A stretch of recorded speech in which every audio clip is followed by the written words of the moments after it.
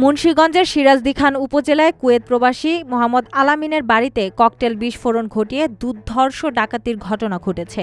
শনিবার ১৩ ডিসেম্বর দিবাগত রাত ২:৩০টার দিকে বালুচর ইউনিয়নের চান্দেরচর গ্রামে এই ঘটনা ঘটে। ডাকাতরা স্বর্ণালংকার ও নগদ টাকাসহ প্রায় ৫০ লাখ টাকার মালামাল লুট করেছে বলে দাবি করেছে ভুক্তভোগী পরিবার।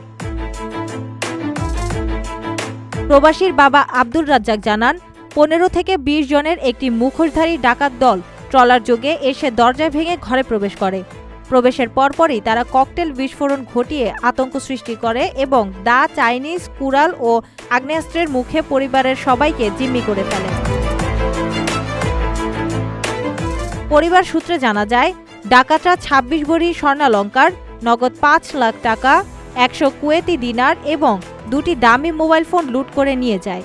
সিরাজদি খান থানার ভারপ্রাপ্ত কর্মকর্তা ওসি এম হান্নান জানান, খবর পেয়ে পুলিশ রাতেই ঘটনাস্থল পরিদর্শন করেছে। এই ঘটনায় লিখিত অভিযোগ পেলে আইনানুগ ব্যবস্থা গ্রহণ ও ডাকাতদের গ্রেফতারের অভিযান চালানো হবে। আপনার স্বপ্নগুলো আকাশ ছুবে প্রবাসীর হেলিকপ্টারের মাধ্যমে। বিয়ে, জন্মদিন অথবা যে কোনো বিশেষ প্রয়োজনে হেলিকপ্টার ভাড়া করতে যোগাযোগ করুন স্ক্রিনে দেয়া নাম্বারে। প্রবাসীর হেলিকপ্টার, নিরাপদ ও সাশ্রয়ী বাহনের বিশ্বস্ত নাম।